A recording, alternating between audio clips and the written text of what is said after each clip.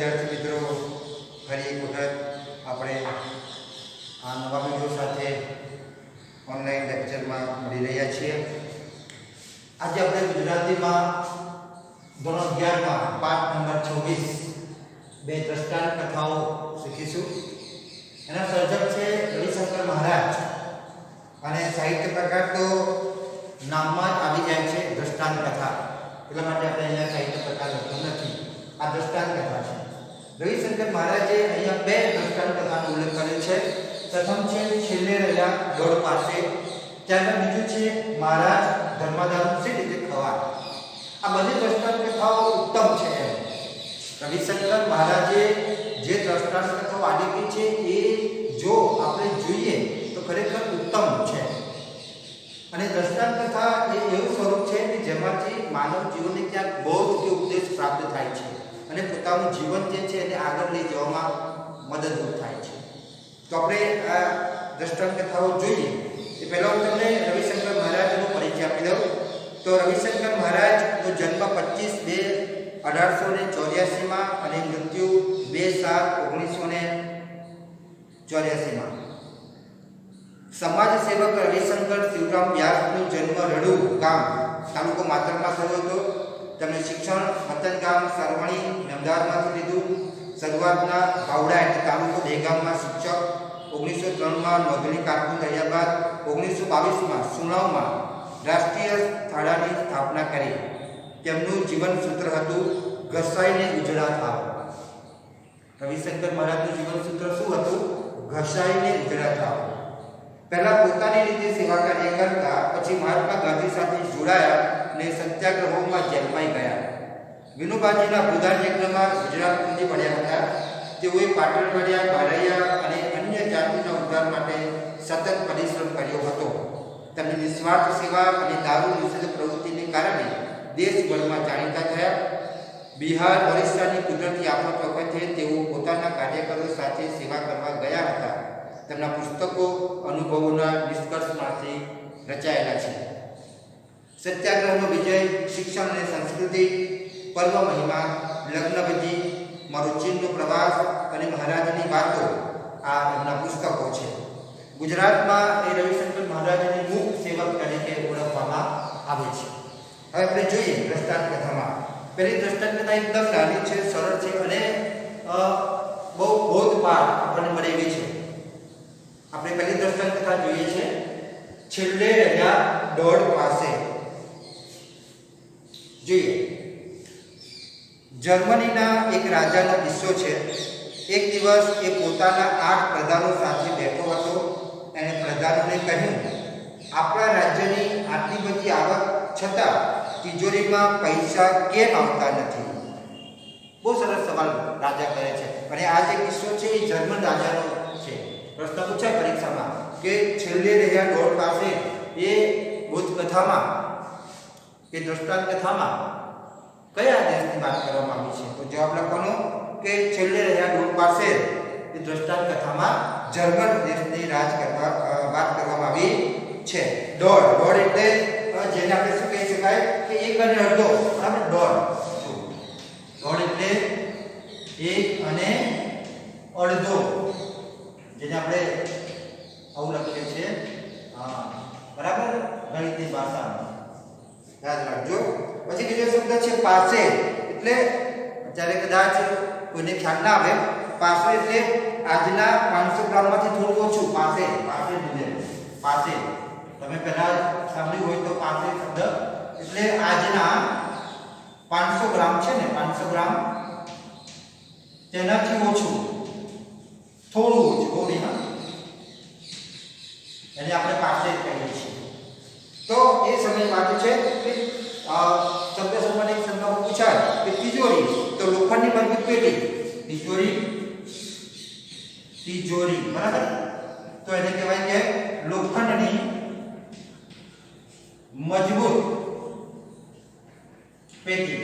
શબ્દ સંબંધિત શબ્દ પૂછાય તો તમે પરીક્ષામાં યાદ રાખજો. તિજોરી એટલે તમે મોટી પેટી લખીને આવતો નહીં, પણ લોખંડની મોટી પેટી, લોખંડ શબ્દ લખેલો છે. તો આપણે આગળ જોઈએ કે જર્મન રાજાના દેશની વાત છે, બરાબર? કે આપણે આટલા બધા આવક છે તો પણ એક મહારાજ એક પ્રધાને કહ્યું, મહારાજ ખોટું ન લાગે તો એક વાત કહું. રાજાએ કહ્યું, ખોટું નહીં લાગે, જે કારણ હોય તે વિના સંકોચે કહો. રાજાએ પ્રશ્ન મૂક્યો તો એક પ્રધાન હતા, એમણે કીધું કે જો મહારાજ તમને ખોટું ન લાગે તો એક વાત કહું. તો રાજા કહે છે તમે વિના સંકોચે તમારી વાત રજૂ કરો. પછી પ્રધાને બજારમાંથી એક શેર બરફ મંગાવ્યો. ત્યાંથી બધું ધ્યાન આપજો. આ જે બહુ સરસ કથા છે, દ્રષ્ટાંત કથા છે કે રાજાને ખોટું ન લાગે એ રીતે પ્રધાન ઉદાહરણ સાથે સમજાવે છે રાજાને કે શા માટે આપણી તિજોરી ભરાતી નથી. તો પ્રધાનનું દિમાગ, પ્રધાનની સમજાવવાની પદ્ધતિ, પ્રધાનની પોતાની વાત રજૂ કરવાની પદ્ધતિ અને પોતે સાચા છે એ સમજાવવાની રીત ખરેખર ધન્યતાને એકદમ સાચી રીત છે. સાંભળજો. પછી પ્રધાને બજારમાંથી એક શેર બરફ મંગાવ્યો અને તે છેલ્લા બેઠેલા પ્રધાનના હાથમાં પ્રધાન તો એને બરફ મંગાવ્યો 500 નો ટુકડો માની લે અને છેલ્લો જે પ્રધાન બેઠો હતો એને હાથમાં આપ્યો. છેલ્લાએ એની આગળના પ્રધાનને આપ્યો. એમ કરતા કરતા બરફ બધા પ્રધાનોના હાથમાંથી પસાર થઈ રાજાના હાથમાં પહોંચ્યો ત્યારે દોડ પાસે રહ્યો. આ કિસ્સાથી રાજાને રાજ્યની તિજોરીમાં કેમ પૈસા ભેગા નથી થતા એનું મર્મ સમજાયું. મર્મ એટલે ભેદ, રહસ્ય. મર્મ એટલે ભેદ, રહસ્ય. રાજાને હવે ખબર પડી છે કે ભાઈ કેમ નથી રાજ્યની તિજોરીમાં પૈસા ભેગા નથી થતા.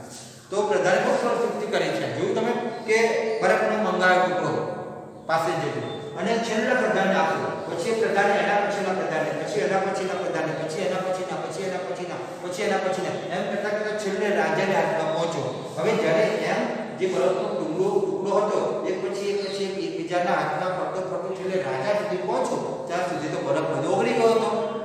થોડું જે પાણી હતું દરેક પ્રધાનના હાથમાં આવ્યું અને છેલ્લે જે ટુકડો હતો એકદમ ઓછો રહ્યો. 500 ગ્રામની જગ્યાએ જે ટુકડો હતો એ 1.5 જેટલો રહ્યો છે. હવે ખબર પડે છે રાજાને અને એનો મર્મ સમજાય ગયો. આવી જ પરિસ્થિતિ છે દેશમાં કે જ્યારે બરફનો ટુકડો ફરતો થઈને રાજા સુધી પહોંચે છે ત્યારે બહુ ઓછો થઈ જાય છે. એવી જ રીતે રાજ્યની તિજોરીમાંથી માનો કે 100 રૂપિયા પ્રજાના કામ માટે છોડવામાં આવતા હોય કે 100 રૂપિયા પ્રજાના કામ માટે વાપરવા માટે મોકલવામાં આવતા હોય તો દરેક પ્રજાના હાથમાંથી ફરતા 2-5 રૂપિયા ખાતા છેલ્લે 10 રૂપિયા એ પ્રજા સુધી પહોંચે છે. વચ્ચેના 90 રૂપિયા કઈ ગયા? તો વચ્ચેના જે 90 રૂપિયા છે પ્રધાને થોડું પોતાના ભાગમાં રાખી લીધું. થોડું ટૂંકમાં જેને કહેવાય ભ્રષ્ટાચાર કરી લીધું. ટૂંકમાં કહેવાય કે થોડી લાભ એમને લઈ લીધી. જોયું? આગળ જોઈએ આપણે. આજે આપણી આ જ સ્થિતિ થઈ છે. આપણે પરાધીન થઈ ગયા છીએ. આપણા ભલાઈના કામો આપણે જાતે ન કરી શકીએ એ તો સરકાર જ કરી શકે એવી મનોવૃત્તિ આપણામાં દ્રઢ થઈ ગઈ છે અને સરકાર મારફતે બધા કામો કરાવવા જતાં તો ઉપરના કિસ્સામાં કહ્યું છે તેવું જ થાય છે. જો લોકોની માનસિકતા પણ એવી છે. જો સરકાર આ રીતે પ્રજાના ભલાઈના કામ કરે છે તો આપણે જોયું કે દરેક અધિકારી છે એમાંથી થોડો ભ્રષ્ટાચાર કરે છે અને 100 રૂપિયા જો ગવર્નમેન્ટ તરફથી પ્રજા માટે વાપરવા માટે આપતા હોય, રાજા તરફથી પ્રજા માટે વાપરવા માટે આપતા હોય તો 10 રૂપિયા પ્રજા સુધી પહોંચે છે અને પ્રજાના મનને ખોટી ગ્રંથિ છે કે ભલાઈના કામ, પ્રજાના જે કામ છે એ સરકાર કરે. ના, એવું નથી, આપણે પણ કરવાના છે. કેવી રીતે? માનો કે અત્યારે આપણી સરકાર સફાઈ અભિયાન ચલાવે છે, બરાબર? ગામમાં શહેરમાં ટ્રેક્ટર આવે છે કચરો લેવા માટે, તો પણ હજુ પણ કેટલાક લોકો ગમે ત્યાં કચરો ફેંકે છે. લીલો અને સૂકો કચરો અલગ પાડવાનો હોય તો બધા લોકો ભેગું કરે છે. તો એ કઈ સરકારનું કામ નથી, એ પ્રજાનું કામ છે. પ્રજા પણ કરી શકે ને પોતાના દેશ માટે, પોતાના વતન માટે કંઈક તો કરી શકે ને. એટલે પ્રજાનું ભલાઈનું કામ સરકાર તો કરે છે પણ સાથે સાથે આપણે પણ કરવું જોઈએ. પ્રજાના લાભ માટે એક શેર બરફ આપવામાં આવ્યો હોય તો સરકારી તંત્રમાંથી અને લાંબી લક્ષ 15ની વિધિઓમાંથી પસાર થતા તે પ્રજાના હાથમાં પહોંચે ત્યારે માંડ દોડ પાસે જ રહ્યો હોય. માટે કરવું તો એમ જોઈએ કે સરકારના એક કામો ધીરે જનતા જાતે કરતે. હા, બહુ સરસ કીધું છે. દ્રષ્ટાંત પૂરી થાય છે. તો સરકારના જે કામો છે ધીમે ધીમે પ્રજા જો કરતી જાય તો વચ્ચેનો જે અધિકારીઓ ભ્રષ્ટ અધિકારીઓ છે પૈસા મારી ખાય છે એ મારી ખાવાની કોઈ શક્યતા રહે નહીં. સરકાર તરફથી કે રાજ્ય તરફથી જે કંઈ 100 રૂપિયા પ્રજાના ભલાના કામ માટે વપરાય છે એ પૂરેપૂરા વપરાય. પણ જો વચ્ચે વચ્ચે ફરતા ફરતા આવે તો ફક્ત 10 રૂપિયા જ વપરાય. એટલે સરકારે પણ કામ કરવાનું છે અને પ્રજાએ પણ કામ કરવાનું છે. આવું જો આપણે કરીશું તો ચોક્કસ દેશનો, સમાજનો, ગામનો, કુટુંબનો બધાનો વિકાસ થશે. કુટુંબથી લઈને દેશ સુધી આપણે જોઈએ તો બધાનો વિકાસ થશે અને દેશ હંમેશા પ્રગતિના પંથ તરફ આગળ વધશે. તો આ છેલ્લે રહ્યા દોડ પાસે આ દ્રષ્ટાંત કથામાં આપણને બે બાબત શીખવા મળે છે. પ્રથમ બાબત ખાસ જોવાનું કે બધું જ કામ સરકાર પર ન નાખતા કેટલું કામ પ્રજાએ પણ સ્વીકારી લેવું જોઈએ, જાતે ઉપાડી લેવું જોઈએ. બીજી બાબત, સરકારની તિજોરીમાંથી જે કંઈ પૈસા પ્રજાના કામ માટે વાપરવામાં આવે છે એ પ્રજાના પૈસા ડાયરેક્ટ વિકાસ માટે વપરાય, નહીં કે અધિકારીના હાથમાં જો ફરતા ફરતા આવશે તો દરેક અધિકારીમાંથી થોડા પૈસા મારી ખાશે અને પછી છેલ્લે પ્રજાના કામ માટે વાપરવામાં આવે તો ફક્ત ઓછા પૈસા રહે છે, કારણ કે દરેકે પોતાનો થોડો ભાગ લઈ લીધો છે. આવું કરવાની જરૂર નથી. ટૂંકમાં જો વ્યક્તિ નીતિમત્તાથી કામ કરે તો આગળ આવી શકે. સૌથી અગત્યનું છે નીતિમત્તા, સૌથી અગત્યનું છે પ્રામાણિકતા, સૌથી અગત્યનું છે પોતાના કાર્ય પ્રત્યેની નિષ્ઠા અને સૌથી અગત્યનું છે પોતાના દેશ પ્રત્યેની લાજ, બરાબર, દેશાભિમાન હોવું જોઈએ. તો આ જે બધી બંધીઓ છે થાય નહીં અને આપણો દેશ પ્રગતિના પંથ તરફ આગળ વધી શકે. હવે આપણે વિદ્યાર્થી મિત્રો બીજી એક કથા જોઈએ દ્રષ્ટાંત કથામાં. એનું નામ છે મહારાજ ધર્મદાનું સી રીતે ખવાય. જો તમે જો મહારાજ ધર્મદાનું સી રીતે ખવાય. આ જે મહારાજ છે કોણ છે? રવિશંકર મહારાજની વાત છે. જોઈએ, એ પણ બહુ સરસ દ્રષ્ટાંત કથા છે. સમજો, રાધનપુર વિભાગમાં સખત દુકાળ પડ્યો હતો. અનાજ પૂરતું મળે નહીં એટલે દર અઠવાડિયે ચણા ને ગોળ આપવાની અમે ગોઠવણ કરી હતી. ગોળ મફત આપવામાં આવતો ને ચણા વેચાતા. રાધનપુર વિસ્તાર છે ત્યાં દુકાળ પડ્યો હતો એટલે દર અઠવાડિયે લોકોને ચણા ને ગોળ આપવાની ગોઠવણ કરી હતી. એમાં ગોળ જે છે મફત આપવામાં આવતો હતો. યાદ રાખજો વિદ્યાર્થી મિત્રો, ગોળ મફત આપવામાં આવતો હતો અને ચણા વેચાતા આપવામાં આવતા. યાદ રાખજો. પંચાસર બહુ જૂનું ને પ્રખ્યાત ગામ છે. એ ગામમાં ધૂળી કરીને એક બાઈ રહે. એનાથી સારી સ્થિતિના અને ઇજ્જતવાળા લોકો ગોળ મફત લે, પણ આ બાઈ ન લે. એને એક દીકરી. ધૂળી લાકડાના ભારા અને ઘાસ ઉચકી લાવે એ દીકરી તળાવમાં ખોદવા જાય. બંને મહેનત કરીને જીવે. ધૂળીને એક દીકરો હતો, એ મરી ગયો. એ પછી એનો ધણી પણ મરી ગયો. ધૂળીને થયું, હવે હું શું કરું? તો પંચાસર ગામની અંદર એક બેન રહેતી, તેનું નામ છે ધૂળી. એનો પતિ મૃત્યુ પામ્યો છે, એનો દીકરો મૃત્યુ પામ્યો છે, એની દીકરી હયાત છે અને બંને ગરીબ પરિસ્થિતિના હતા અને બંને જાતે મહેનત કરી અને પોતાનું પેટ્યું રડે છે. તો એ કઈ મહેનત કરતા હતા? તો કે દીકરી જે છે તળાવમાં ખોદવા જતી અને ધૂળી જે છે લાકડાનો ભારો ઉચકીને લાવતી. એટલે કહે છે કે ધૂળી કહે છે કે હું શું કરું એમ, કારણ કે એના પતિ અને એનું સંતાન એ મૃત્યુ પામે છે. આપણે આગળ જોઈએ. એને ત્યાં 2 બળદ હતા, 25 વીઘા જમીન હતી ને થોડા પૈસા હતા. બાઈએ બળદ વેચી દીધા. એના રૂપિયા 600 ઉપજ્યા. એ રૂપિયા લઈને તે ગામના વણિક ગૃહસ્થ લહેરચંદભાઈ પાસે ગઈ.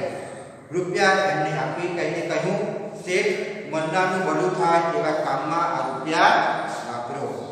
જો એની પાસે મિલકતો હતી, 2 બળદ હતા, 25 વીઘા જમીન હતી ને થોડા પૈસા હતા. બળદ વેચી દીધા, એના 600 રૂપિયા આવ્યા અને રૂપિયા લઈને ગામની અંદર કોઈ વાણિયા હશે એ ગૃહસ્થ લહેરચંદ પાસે ગઈ અને રૂપિયા તેમને હાથમાં કહ્યું અને કીધું, શેઠ, મરનારનું ભલું થાય એવા સારા કામમાં રૂપિયા વાપરજો.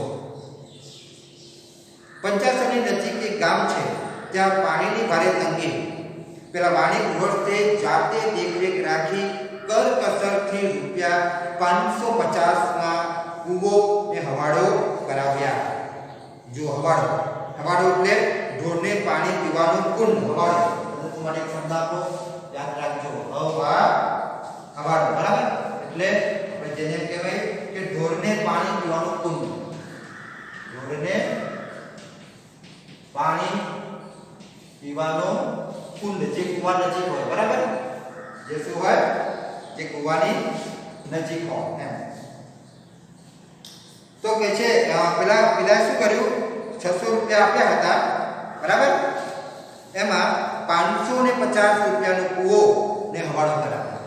કૂવો ખોદાવ્યો અને એ પ્રદેશમાં મીઠું પાણી જ્વલ્લે જ નીકળે, પણ ઈશ્વર કૃપાએ અહીં મીઠું પાણી નીકળ્યું. લોકો ખુશ થઈ ગયા. જો એ એવો પ્રદેશ હતો જ્યાં મીઠું પાણી નીકળતું નહોતું, પણ ખરેખર સદકાર્ય માટે જે પૈસા વાપરવામાં આવે છે, બરાબર, કે ભાઈ ધૂળી જે છે એને સારા કામ માટે એનો હેતુ સારો હતો અને જે પેલા લહેરચંદને આપ્યા એ પણ બહુ સારો માણસ હતો. એટલે જ્યારે તમે કોઈ પણ સારી પ્રવૃત્તિ કરો તો તમને ઈશ્વર 100% મદદ કરે જ છે. અહીંયા તમે જોયું ને કે જે જગ્યાએ મીઠું પાણી નીકળવું શક્ય જ નહોતું, પણ બે વ્યક્તિના ઉમદા હેતુને લઈ આ જગ્યાએ મીઠું પાણી નીકળ્યું. કૂવો પણ ખોદાવ્યો અને પૈસા જે હતા એમાંથી હવાડો પણ બનાવ્યો. એટલે ગામ લોકો ખુશ થઈ ગયા. આગળ જોઈએ, 25 વીઘા જમીન હતી. ધૂળીએ કૂતરાને રોટલા ખવડાવવા તથા પરબડીમાં એટલે તમે જોયું છે કે પંખીને દાણા નાખવા માટે એક જાતના થાંભલા પર તમે જોયું કે પરબડી એટલે ચબૂતરું જેને કહી શકાય આપણે, કે પરબડી પર કહેવાય કે એક જાત એક થાંભલો હોય. તમે જોયું તો ગામડામાં આજે પણ હોય છે આ પ્રકારનો થાંભલો હોય છે અને અહીંયા આવું રીતનું કંઈ બનાવેલું હોય. બરાબર? અને અહીંયા પક્ષીઓ એને કહે છે ને તમે દાણા નાખી શકો, જેને આપણે ચબૂતરું કહી શકીએ. ચબૂતરું પરબડી પણ કહી શકાય. દરેક ગામમાં હોય છે. તમે જો આપણા ગુજરાતના કોઈ પણ ગામમાં જાઓ દરેક ગામમાં ચબૂતરી હોય છે. એમ આજે પણ છે. ત્યાં કેટલાક લોકો ત્યાં પંખીઓને ચણ નાખવા માટે આવે, દાણા નાખીને પંખીઓ ત્યાં આવે છે. તો 25 વીઘા જમીન હતી કે ધૂળીએ કૂતરાને રોટલા ખવડાવવા તથા પરબડીમાં આપી દીધા ને થોડા રૂપિયા હતા તેની ચાંદી લઈ રામજી મંદિરમાં ભગવાનનો ઘૂંઘટ કરાવડાવ્યો. પોતાના ગામમાં એક પરબ પણ બંધાવી. પરબ એટલે પરબ, જો કોઈ ખબર ના હોય તો યાદ રાખો, પરબ. પરબ એટલે મુસાફરો માટે પાણી પીવા માટેનું સ્થળ રાખ્યું. પાણી પીવા માટેની જગ્યા કહેવાય. બરાબર? એ રીતે પણ કહી શકાય. તો રસ્તામાં મુસાફરો માટે પાણી પીવાની જગ્યા એટલે જે પૈસા હતા એને શું કર્યું કે થોડા પૈસા બચ્યા તો રામજી મંદિરમાં ચાંદીનો ઘૂંઘટ પણ એને બનાવડાવ્યો હતો અને પોતાના ગામમાં એક પરબ પણ બનાવી. ધૂળીની આ પવન કથા મેં સાંભળી હતી. મેં એટલે કોને? રવિશંકર મહારાજે. તેને મળવાનું થયું ત્યારે મેં પૂછ્યું, બહેન તમારું નામ શું? મારું નામ ધૂળી. અને કહ્યું, તમે બળદ કેમ વેચી દીધા? મહારાજ એ ગયડાએ લતખ્યા, બહુ મહેનત કરીને મરી ગયા. એમનું મારાથી ખવાય? આ બળદ એમના હતા એટલે વેચી દીધા. એ એટલે કોણ? ધૂળી પોતાના પતિ માટે અહીંયા શબ્દ પ્રયોગ કરે છે કે ઉંમરલાયક નતા થયા અને એ જુવાનીમાં મૃત્યુ પામ્યા. આ બળદ એમના હતા તો એમનું મારાથી ખવાય? એટલે મેં બળદ વેચી દીધા અને એના જે પૈસા આવ્યા એ મેં ધર્માદાના કામ માટે વાપર્યા. તમે તો જમીન પણ પરબડીમાં આપી દીધી. તમે દીકરીને આપી હોત તો? બીજો સવાલ પડે છે રવિશંકર મહારાજ કે તમે જમીન પરબડીમાં આપી દીધી, તમે તમારી દીકરીને આપી હોત તો? જવાબ બહુ સરસ આપે છે. ધૂળી દીકરીને શું કામ આવ્યું? એનું નસીબ લઈને નહીં આવી હોય. ધૂળીના એક શબ્દમાં પુરુષાર્થનું તેજ ટપકતું હતું. મેં આગળ પૂછ્યું, તમે ગોળ કેમ નથી લેતા? રવિશંકર મહારાજે પૂછ્યું કે તમે ગોળ કેમ નથી લેતા? મેં તમને આગળ કીધું ને, તમે યાદ રાખજો, પહેલી લીટીમાં આવે છે કે ગોળ મફતમાં આપવામાં આવતો અને ચણા વેચાતા આપવામાં આવતા. તો રવિશંકર મહારાજે કીધું કે તમે ગોળ કેમ નથી લેતા? તમે ચણા એકલા જ લો છો. કારણ કે ચણા જે છે ને એ વેચાતા આપવામાં આવતા હતા અને ગોળ મફતમાં આપવામાં આવતો હતો. તો ધૂળી શા માટે ગોળ નથી લેતી એ તમે સાંભળજો. જવાબ ધૂળીના મુખે સાંભળજો. હા મહારાજ, બધી મિલકત ધર્માદા કરી દીધી, હવે મારાથી ધર્માદાનું સી રીતે ખવા? બહુ સરસ જવાબ છે કે મેં મારી પાસે જે કંઈ બળદ હતા, જે કંઈ બધું વેચી અને મેં ધર્માદા કરી દીધું. હવે મને ધર્માદામાં પેલા જે ગોળ મળે છે મફતમાં એ મારથી ન ખવાય. જે વ્યક્તિ જાતે જ પોતાની બધી જ વસ્તુ લોકોના ભલેના કામ માટે વાપરી દે એ વ્યક્તિ પછી મફતનું લે ખરું નહીં ને, ક્યારેય નહીં લે. એટલે કે છે એટલે શીર્ષક આપે છે કે મહારાજ ધર્માદાનું સી રીતે ખવાય. અહીંયા શીર્ષક આપે છે ધર્માદાનું ખવાય નહીં ને. જે વ્યક્તિ બીજાના કામ માટે બીજાના ભલાના કામ માટે પોતાનું બધું જ નુકસાન કરતી હોય એ ક્યારેય બીજાનું અનિતિનું લે ને ટૂંકમાં મફતનું પણ નથી લેતું. ધૂળીની આવી ખાનદાની છે અને ધૂળી એ પરિશ્રમમાં માને છે, મહેનતમાં માને છે. નહીં તો બીજી કોઈ વ્યક્તિ હોય તો એ બધું વેચીને પોતાની માટે રાખે અને બિંદાસથી આરામથી જીવન જીવે. પણ ના, ધૂળીઓ નથી કરતી, એ મહેનત તો કરે જ છે અને દીકરીને પણ મહેનત કરાવે છે. તળાવ પૂરવા માટેની દીકરી જાય છે, એ પોતે પણ ઘાસ લાકડ લેવા માટે જાય છે. એ મહેનતમાંથી જે કંઈ પૈસા આવે છે એ પૈસામાંથી પોતાનું જીવન નિર્વાહ ચલાવે છે. ઈચ્છા તો બધા પૈસા પોતાની પાસે રાખે, પણ એવું કર્યું નથી. અને બીજાના ભલા માટે કામ કર્યું છે. તમે જોયું ને. આગળ જોઈએ. ચણા લો છો? હા, ચણા 2 સદાને વેચાય છે તે લઉં છું. તો પછી ગોળ પણ લેતા હો તો ગોળ વિચારતો આલો તો લઉં. જુઓ, મારે જે પૂછ્યું તો કે ચણા લો છો? તો કે હા ચણા લો છું. કેમ? તો કે તમે મને વેચાતા આપો છો. તો મારા પૂછે કે તમે ગોળ કેમ નથી લેતા? તો કે એ પણ લઉં, પણ તમે ગોળ વેચાતો આપો તો. ભાઈ ગોળ તો મફત આપવામાં આવતો હતો, ગોળ કઈ રીતે વેચાતો અપાય? હવે સાંભળજો. ધૂળીની આ વાતોએ મને ઊંડા ચિંતનમાં ગરકાવ કરી મૂક્યો. ગરકાવ એટલે મશગુલ, મગ્નની. ગરકાવ, ગરકાવ એટલે મગ્ન, લીન, મશગુલ. ધૂળીનો જે જવાબ હતો એ ખરેખર બહુ માર્મિક જવાબ હતો એમ કે ગોળ વેચાતો આપો તો લઉં. ગોળ એને જોઈએ છે ખરો, ધૂળીને ગોળ જોઈએ છે પણ મફતમાં નથી જોતો. યાદ રાખજો, વેચાતો આપો તો લેવા માટે તૈયાર છે. કારણ કે પોતે કુમારી વાળી છે, પોતે એને સ્વાભિમાન છે, પોતે મહેનતની દેવી છે એમ કહેવાય કે પરિશ્રમ ટુકડો ખાવા માટે તૈયાર છે.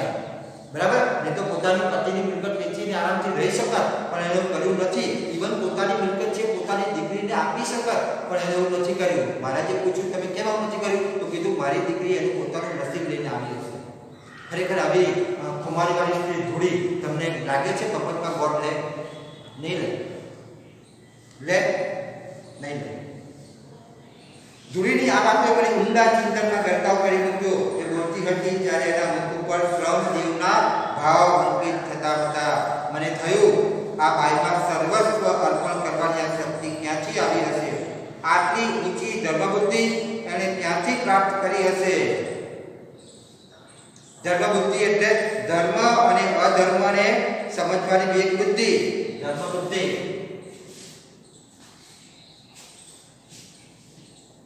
ધર્મબુદ્ધિ. બરાબર?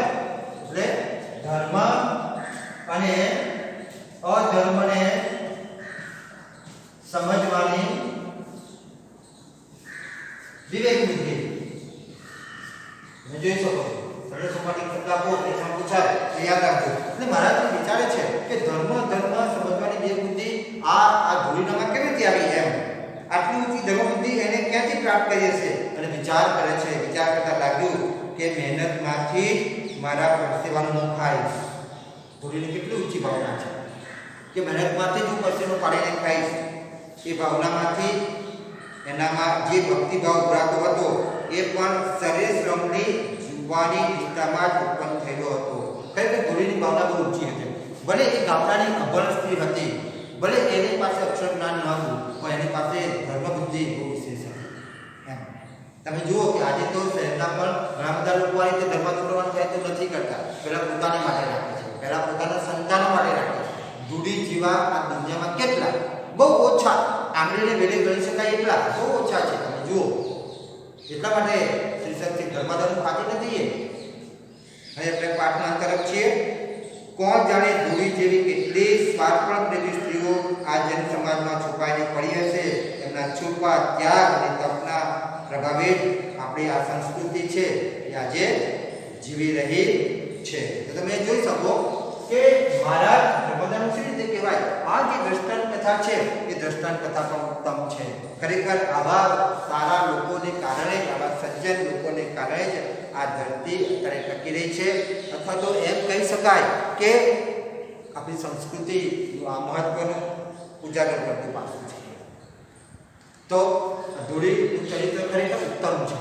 ધૂળી જે કામ કરે છે, એના મનના જે ભાવ છે અને બીજાને આપવાની વૃત્તિ એ બહુ અગત્યની છે. અત્યારે તમે જુઓ કે કોઈને 5 કે 10 રૂપિયા સુધી દાન કરવાનું હોય તો એ નથી કરતો. એમ એક વસ્તુ યાદ રાખો, તમે જ્યારે કોઈને આપો છો ને વિદ્યાર્થી મિત્રો, તમે જ્યારે કોઈને આપો છો ત્યારે તમારો હાથ ઉપર રહે છે અને બીજાનો હાથ નીચે રહે છે. ત્યારે ઈશ્વરનો આભાર માનવાનો કે તમે કોઈને આપવા માટે લાયક છો. બરાબર, ભગવાને તમને કોઈને આપવા માટે લાયક બનાવ્યા છે, એ અગત્યનું છે. અને તમે 5 રૂપિયા આપશો તો ઈશ્વર તમને 50 રૂપિયા આપશે, તો 100% સાચી વાત છે.